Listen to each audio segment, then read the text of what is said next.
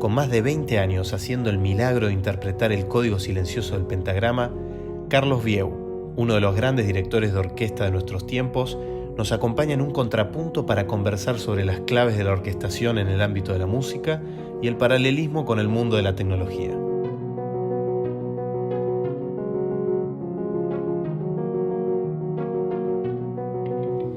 En el mundo de la tecnología de las comunicaciones y la ciberseguridad, la cosa se está complicando y tenemos que hacer convivir tecnologías, procesos y personas. Hablamos mucho de esto, pero nos parecía fundamental conversar con alguien que toda su carrera profesional se dedicó a hacer la dirección musical, ¿no? A hacer funcionar una orquesta en donde el elemento humano es clave.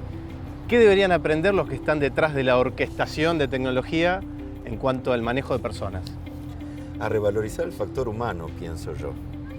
Me parece que en cuanto a la complejidad de la que hablas, la toma de decisiones, el control, ese toque personal que tiene que ver con la sensibilidad, con la inteligencia humana, no puede faltar. En el caso de mi profesión, uno trabaja con un nivel de disociación hemisférica enorme porque hay que estar atento a muchas cosas a la vez.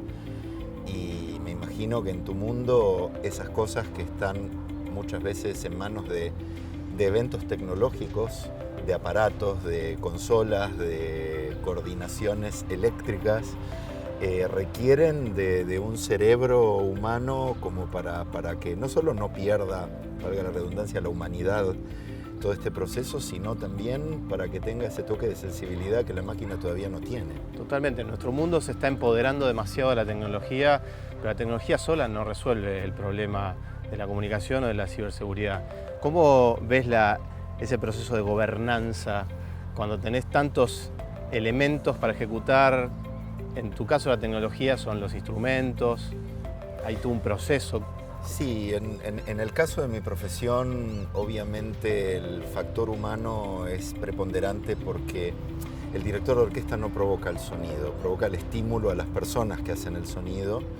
Y no solamente está el factor técnico de la comunicación y de la gestualidad y de todo aquello que tiene que ver con el aprendizaje de la profesión, sino tiene que ver con el estímulo directo a las almas de las personas para que no solo lo hagan con la precisión matemática y técnica, sino también para que le pongan el sentimiento, el color y todo aquello que a la vez trianguló con el compositor, que es el que te da la idea primigenia.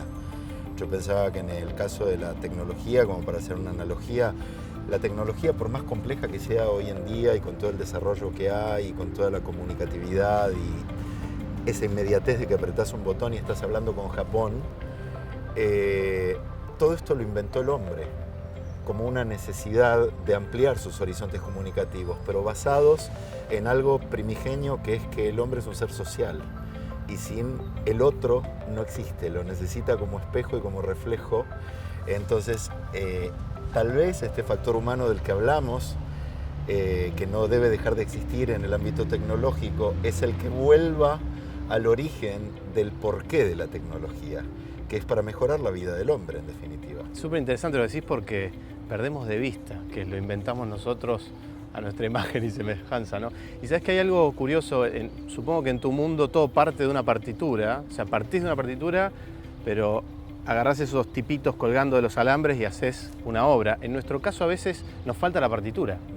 O sea, tenemos el elemento tecnológico, pero falta un plan rector. Sí, pero ahí está la cabeza humana. Ahí está la cabeza humana. Tener claro cuál es el propósito y a partir de eso poner todos los elementos tecnológicos al servicio del producto que uno quiere lograr. En el caso nuestro, si no hubiera una idea de por dónde organizar todo el plan de trabajo y cuál es el objetivo final, sería inabarcable, porque desde el momento en que vos recibís estas hormiguitas trepando alambrado, que es como artes plásticas surrealistas, pero que a la vez ya tuvieron una decodificación, que fue la idea del compositor que después lo escribió.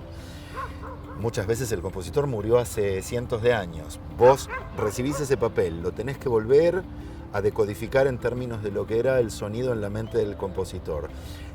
Trasladarlo a los medios técnicos con los cuales vos te comunicás con la orquesta, ir al ensayo, con toda la problemática de tener una sala adecuada, la gente contratada, cada uno con el nivel de su instrumento óptimo, con la partitura individual de cada uno leída, coordinar todo eso, ensayarlo, adornarlo, colorearlo y después, factor nervioso de por medio, salir al escenario y mostrárselo al público que sufre otra decodificación.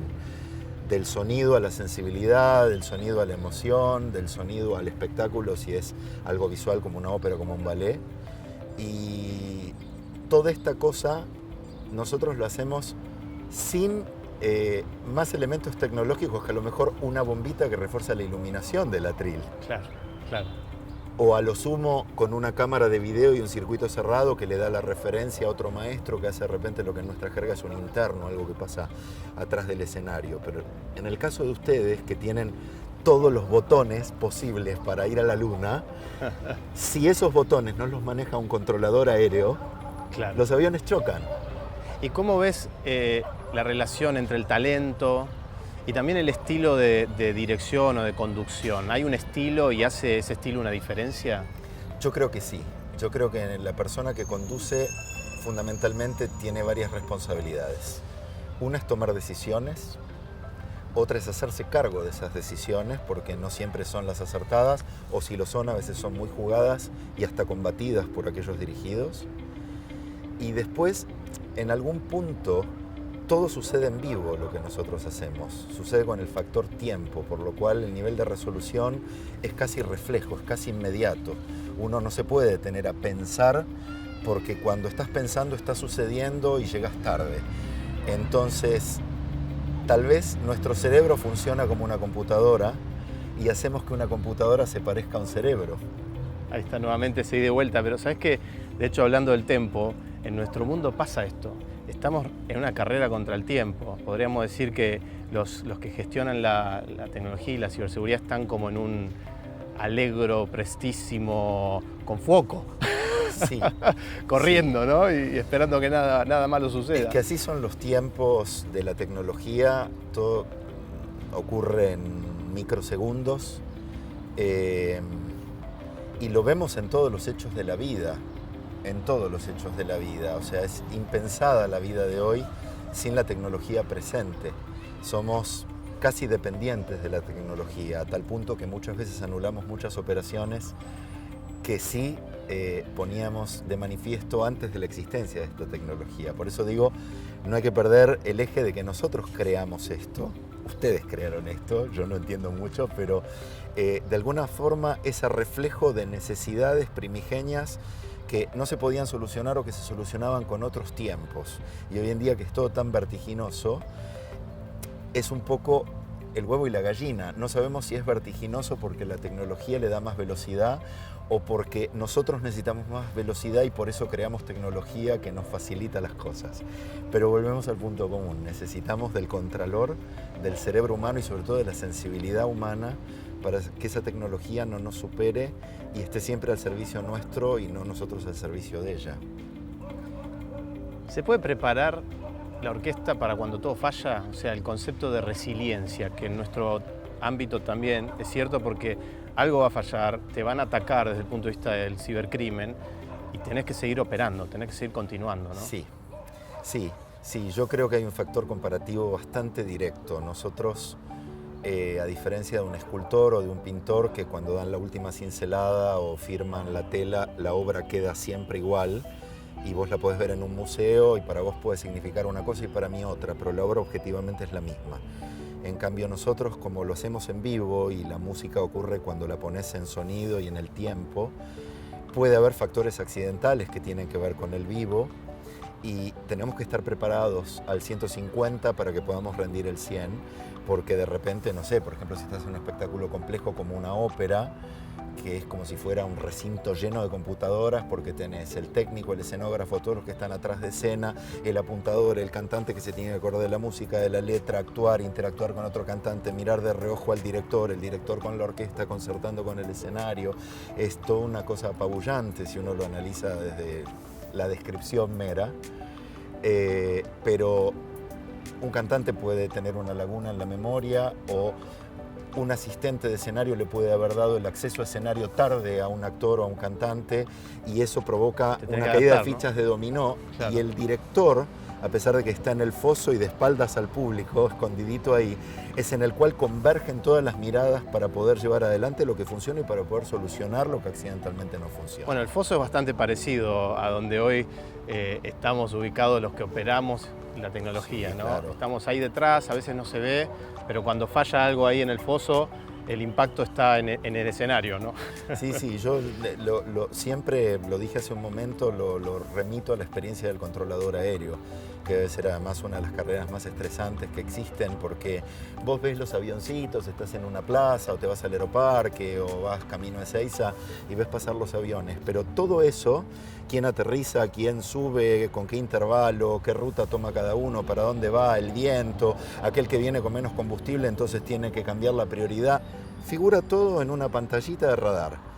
Y si el tipo que está atrás de la pantallita de radar se le ocurre pestañear y en ese momento se le perdió una lucecita que venía cerca de otra lucecita, mató a gente arriba.